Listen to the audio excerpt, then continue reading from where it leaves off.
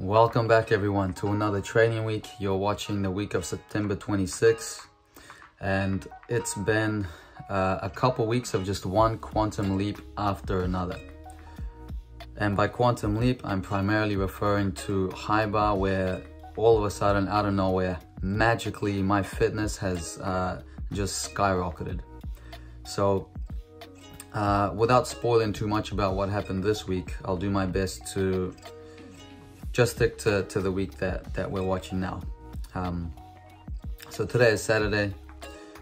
I had a big competition run through yesterday, and as you saw in the weekly focus, my aim is to peak every Friday. I've stuck to Monday and Thursday being my pre-comp, Tuesday and Friday being my competition days, with again Friday being the mock competition with the full apparatus warm-up and compete. I'm so focused on P-bars and high bar right now that I'm not even touching anything else. Every now and then I might have a little play on the air track or on floor, but otherwise all of my energy right now seems to be going towards P-bars and high bar. Over the last few weeks, when I salute my hand, it seems like I'm always missing my first set. I'll hit on the second or even third or fourth try, especially on high bar. It's been taking me a while, and we're working towards hitting the routine on the one that counts on the first try, especially on that Friday, which is the World Championships run through. So some things that have been a point of focus for me were getting my quast better, because I've given up on doing endo so late in my routine.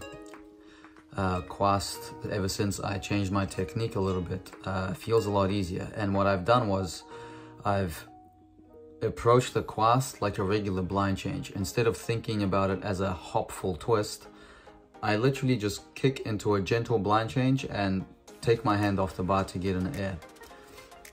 So first of all, it doesn't travel up as high, which makes it easier to catch, and it's easier for me to know where the bar is. Sometimes I have a problem with reaching for the right place. I haven't done any more work on that Stalder or Belko, because like I said, all of the energy right now is going towards the skills in the routine. But I still do an endo every now and then, because endo is going to complement Stalder, and for now Stalder is still in my routine.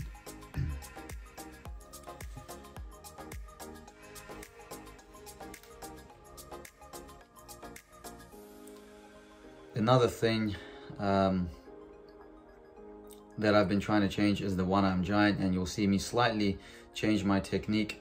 Instead of holding my arm out to the side, I've put it right down below me by my leg, and that's made it a lot easier to stay straight coming over the top of the bar.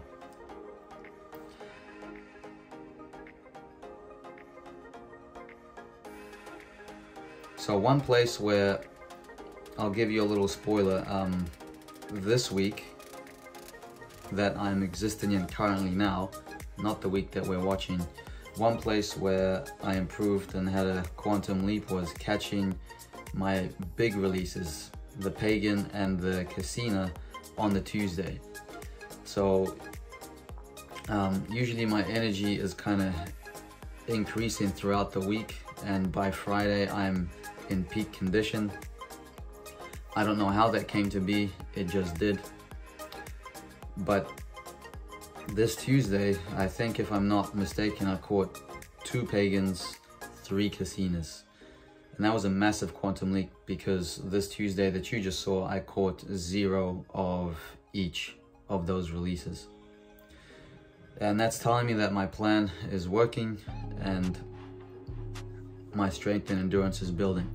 So now as we head into Thursday, there was a question that I've kind of kept forgetting about for the last 2 weeks. It's from, forgive my incorrect pronunciation, Royal Dunkers, who asks, "Hey Misha, I like your videos, but do you have any tips on something along the lines of fear, skills that I'm scared of?" You know, I could talk for hours about overcoming fear and different approaches to take with skills that scare an athlete that you find uncertain. But we only have another 6 minutes or so. So Royal, what I would say is there's two approaches that you could take. The intelligent approach would be to break the skill up. If you're scared to go for something as a whole, break it up into smaller bits. For example, when that giant Diamidov isn't working for me, and I am a bit nervous, especially in a routine situation on giant Diamidov, what I do is I return just to that first half. I go back to the end of the bar, I jump from the bar, I swing, and I just do a half turn with good form. And then I return to the middle of the bar, and I think of it just as a half turn. And more often than not, that puts me in the right position to do the skill well. So the intelligent approach is to not rush into it, but to follow your own pace. Fear is a correct response because your body, your nervous system doesn't want to be thrown up into the air, flung around and spun all over. Naturally, we don't want to do that. But for the purposes of gymnastics and wanting to learn skills, the mind is trying to hijack and rewire as best it can some of those natural fear responses. So you have to remember that this is something that will take years and years for you to begin to rewire that.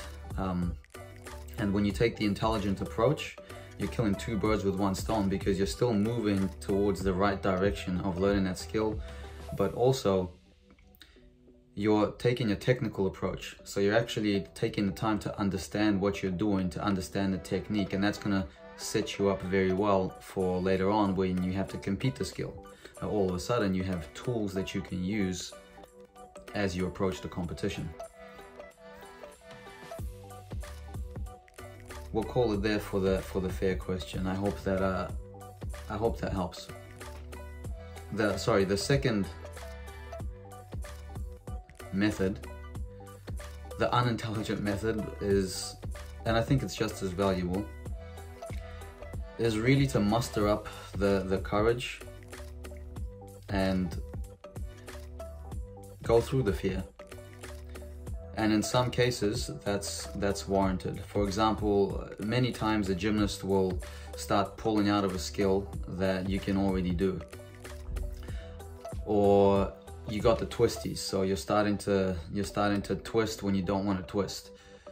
And I had this problem in a very real sense. I had a massive twisties problem. I remember I did a back reprise. I wanted to do just a regular back layout off the high bar. The moment I let go, I did a double tuck double straight to my stomach. And in that moment I knew that this is something I have to change. This is something I have to fix, because you know, that can lead to serious injury if you're doing a layout, but you end up doing a double to your stomach. So it takes courage to do less as well. It takes courage to force your body not to flip and twist as well. And that's not easy to do. So it's not like you muster up the courage for a minute.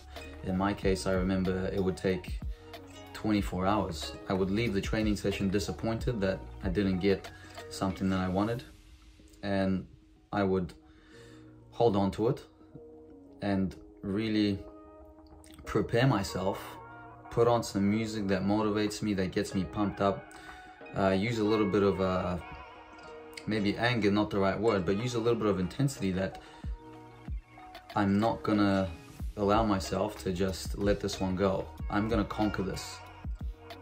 So you have to have a little bit of a Spartan mentality for that to happen. That's the other approach, and I think, as always, you want to use a bit of both. So here we are on the Friday. If memory serves me right, I made it on my second try. With Cassina still being a relatively new addition, I am a bit cautious. I don't want to go too close. But that right there was right on. Coleman, third skill, is still a struggle to commit to keeping my legs together. It's another example of a bit of a, what's the word? Loss in technique when you're scared. Now here's why I think I had a quantum leap. So you saw what happened there. I caught the quast really sideways, but I wanted to do the blind change right away. I should have done another giant in between to straighten myself up. When I did the 2 dead swings, I was like, okay, it's over. There's no way I'm gonna make this routine. Not only did I finish the routine off, I laid out my dismount, and to my surprise, I over-rotated it. So that was confusing for me because I thought I was about to face it. I piked down, and I was really happy later on to see the video and find that I didn't need to pike down at all, and that's it. The fitness was there in that particular turn. And again, about 30 seconds to a minute later, I hop up over the soft bar and I do a second half.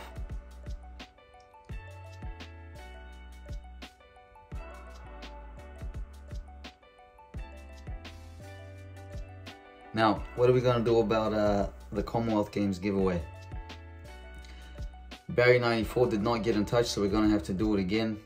And I guess really the only problem might be that flapjack. That flapjack, I don't know how long its shelf life is, but if it's off, it's off. Do we do another numbers game? What do we do? Okay,